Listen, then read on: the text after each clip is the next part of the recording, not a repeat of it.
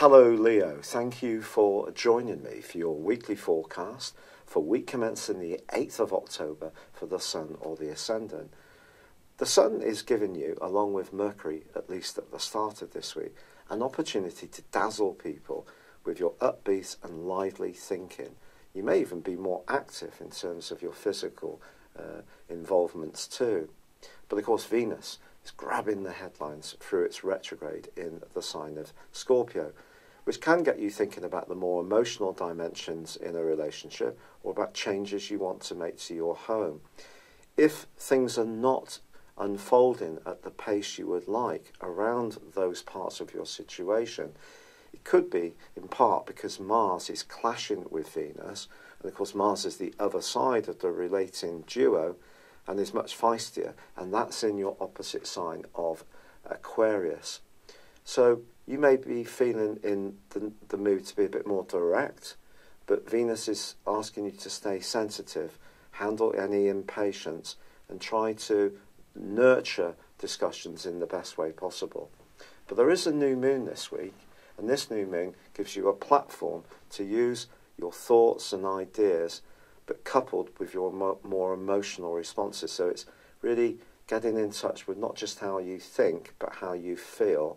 If you can unify these, then that becomes a very powerful thing. But this new moon is squaring up with Pluto. Tiny Pluto continues to have a big impact on your life organisation, your attitude to work, fitness and diet. And of course Saturn's been in this area since December the 20th last year. So if you have felt restricted, there seems to be a lot of demands and expectations on you to make sure that everything gets held together on behalf of everyone else.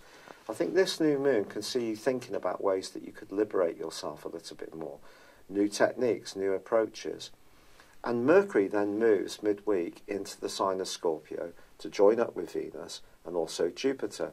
But Mercury forges a sensational angle to Saturn in the last few days of this week, suggesting that if you do apply yourself to any changes you make, perhaps the way you live or your life organisation can actually be very positive for you. But I wouldn't rush into any new outlook as far as your home is concerned, because with Venus retrograde then inverting into the sign of Libra in November, your outlook can likely shift, and therefore your thoughts and ideas can evolve from where they are even this week. So try to keep your options open, but certainly you can be exploring things and creating a base for your existence which really supports you, is comfortable and suits the environment you really desire is definitely a central theme. But this can also be true of the type of relationships you want, because Venus obviously is about relationships and also intimate relationships too. And it's possible that you are being a bit feistier and being a bit more assertive about your needs in a close alliance which is ongoing. But ironically, it could be if you feel that the more sensitive side of the relationship isn't working as well as you would like. It's been a real pleasure being with you. I'd love it if you would like or comment on this video, or if you've yet to do so, please do subscribe to this channel. Thank you. Hello Leo, thank you for joining me for your monthly forecast for October for the Sun or the Ascendant. Your everyday communications and thinking are very much in the astral spotlight this month, particularly in the first 9 days when Mercury, the planet which controls this activity anyway, is in a prime location for you to really sparkle when it comes to demonstrating to people just how quick-witted you are, how much you can engage with ideas, express talents and flair of your own. And most of all, there's a kind of pace and energy to proceedings, which is going to be really fun to be part of. Now, there is going to be a very, very important new moon in this sector on the 9th. But if we wind back to the 2nd of the month, there is a quarter moon. And this occurs in the part of your scope known as the 12th house, which is very much to do with reflection, the more psychological side of life.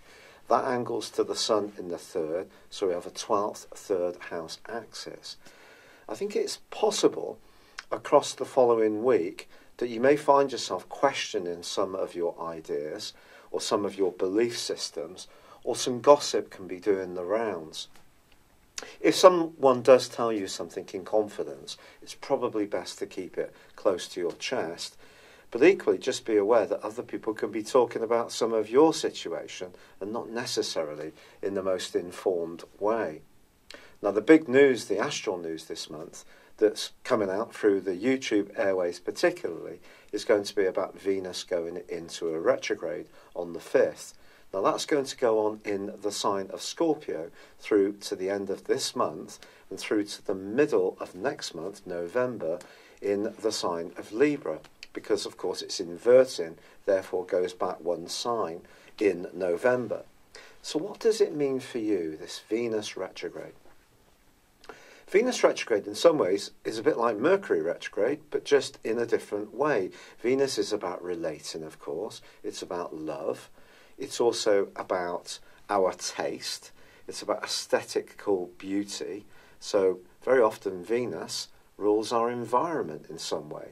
If you're someone who has particular pride in the way you keep your home, you like it to have a certain style, then Venus is probably quite prominent in your natal horoscope. In this part of a Leo's horoscope, I think there can be some rethinking around your home situation. Now, Venus, of course, always also has an impact on money. So it's possible that you could be thinking about home-based business, something to do with crafts, using your hands, and because it's in your 4th solar house, I think it may be that there could be some thinking around your family situation too. And also the 3rd house energy that's buzzing around can be about brothers and sisters, so siblings. Now, Venus in the 4th house can also, of course, be about loving, because Venus is about relating, but it's the more feminine side of relating, and you may find yourself thinking that through again, especially if you're yearning for a more nurturing type of a lifestyle or intimate tie that you're already involved in. So if there is an opportunity to do more for a partner, if you have one, then certainly thinking about their needs and trying to meet them can be a good thing to do with Venus tracking backwards. But generally, it just gives us all much more food for thought. But that new moon, which occurs on the 9th, ordinarily would be a wonderful opportunity to sparkle ever more effervescently. You are one of the most charismatic of all the zodiac signs. But this particular new moon does have 2 very big influences on it. The first concerns Pluto. Since 2008, Pluto has been shaking up the way you think about your life organisation and also about your work and potentially about anything to do with health, fitness, diet and exercise, stuff like that. Now that's squaring up to this particular new moon. So your thinking around those areas could become a bit stressful in the following week. But also, this new moon forges an obtuse link to Neptune. So anything to do with very close alliances and your thoughts can also come under the astral microscope.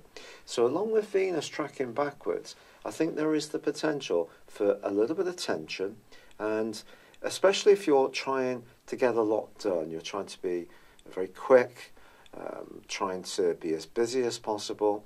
Certainly the new moon, squaring up with Pluto can create a situation where maybe you're trying to force the pace a little bit. Try to slow things down. Try to have virtuous aims, which obviously Saturn and Pluto are asking you to have, but not in such a way that it makes things very brittle and you become rather tense about things.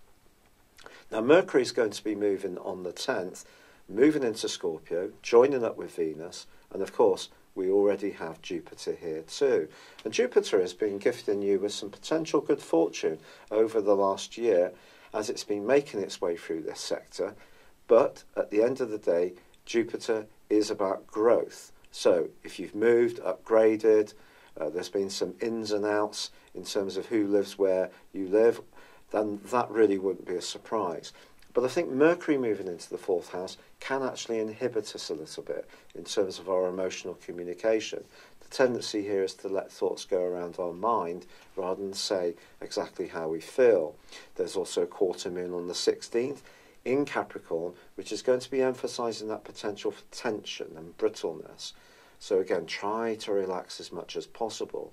The great news, however, this month is that Mars in your opposite sign, which may have made you a bit feistier in your interactions with others, even a bit more competitive since the second week of May, that's no longer clashing with Uranus, as it was from then through to the end of last month, the end of September. We can all let out a sigh of relief about that, but Venus is actually squaring with Mars in the first 2 weeks of this month. This again points towards if there's some kind of disharmony or lack of unity around some kind of close relationship, it may show itself. So I think all of this will be giving you a lot of food for thought, particularly once the Sun moves into Scorpio on the 23rd. Then you may find it's better to just create a few more moments of solitude, of silence, of quiet meditation. You may want to just gather your thoughts, keep people a little more of a distance. But the retreat in Venus then connects with the Sun. When Venus and the Sun go together, it can be said sometimes that Venus can almost be diminuted. I actually feel it will reinforce the vibe of Venus. So across those few days, don't be surprised if you do want to improve some aspect of your home by splashing out on something that would make it more comfortable, or some kind of item which is just purely from a more artistic or creative viewpoint, just going to add pleasure to your existence. But we also reach a critical point here, because Uranus may not be squaring up with Mars anymore, but it is going to be opposite Venus and also the Sun. This is very, very intense stuff. If there is something about your home life that's being interrupted by the demands of work, or work itself just seems unpredictable, or someone you interact with seems to be making demands on you, and being more outspoken and not necessarily understanding how sensitive you can be at times, if also really quite surprisingly private about your personal feelings, this could create a lot of tension at this point. Not least because at this point also the reversing or inverting North Node in your sign, which arrived on the 10th of May 2017 and will be with you until the 7th of November 2018, well, that moves to come into the opposition between Uranus, Venus and the Sun, creating a grand fixed cross. Now this may all sound a bit complex, but essentially the North Node in your sign, the Dragon's Head, is like a mini Jupiterian influence. And since that May the 10th of last year, it's given you extra encouragement to be more creative and to invest more in your individual talents. That's a very good thing. But this is going to be inverting back into your 12th solar house in November, which is going to see you much more reflective, much more connected to the more emotional side of your nature. And I think this particular Grand Cross can see you reach a bit of a point in your whole existence, really, which makes you think about whether you're on the right track or not, perhaps around work, perhaps around home, perhaps around intimate relationships, because the South Node is in your sector of relating, and of course stormy Mars is still there. However, there is also a very potent, an extraordinarily potent full moon, which occurs on the 26th, because this is going to be conjunct Uranus. And if there is any situation, be it professionally, privately, in a relationship, where you feel your power is really being limited, your voice is not being heard, or perhaps you've been too much of a role player, following along with what you think other people expect of you, to the point where your own needs are being minimised, I think this can be highly important to you over the following 2 weeks. You might find yourself being much more rebellious, and you may find it very painful to be so, but it could actually be really positive for you, because as the month comes to a close, Mercury switches into the sign of Sagittarius. Although it is in detriment in Sagittarius technically, for you this is good. You're suddenly going to regain your voice, regain your sense of humour, and potentially start to come out of the rather crab-like state that you've gone into in the last week or so of the month, when you may feel particularly tender, particularly wounded by some people's attitudes or desire to be freer around you, to break down something that for you has been set in stone, some kind of rhythm or regularity has to change, Leo, whether it's coming from you or coming from others. Staying exactly as you are is probably not an option. But with Mars in the sign of Aquarius, free of Venus by the half point of this month, free of Uranus, that does give you a feistiness which can be good for you. You can lay down boundaries of what you will accept. And with Mercury moving at the very end of this month, your personality power is really going to burst back into the fore. So, a complex month in some ways. Yes, Venus retrograde is at the heart of this. I think you're evolving around your needs, what you want, what you're prepared to give, and you can be one of the most generous of all the zodiac signs. But it has to work for you too. It can't be all give and no get, but equally, don't try too hard to please everyone this month. It is important to please ourselves too. It's been a real pleasure with you. Thank you so much for the lovely comments people keep sending in about my rheumatoid arthritis, which has been incredibly painful. And I've lost a lot of weight. I'm on steroids at the moment to try and stabilise it, but then I have to go on to a much more powerful drug. But I am, at the moment, still embracing all the natural remedies, so many good suggestions, which I have taken seriously. And there is some sign of promise with those, and if I can avoid going on the heavy stuff, then obviously I will. But the initial medication, hydroxychloroquine, just has not worked. But thank you so much, good luck for October, and goodbye for now. Hello, thank you so much for watching my video. I'd love you to join me at my Horoscope Ace app. You can find this at www.horoscope-ace.com. You can use it through Android, iOS, Apple, or Facebook. Check out your ascendant or your moon sign, or download your free birth chart. There's all your favourite videos, plus there are daily, weekly, monthly and yearly horoscopes for general, love, Chinese and Indian astrology. If your passion is tarot, there's my brilliant 3-card money or love tarot readings too. And it's all there at www.horoscope-ace.com. Thank you.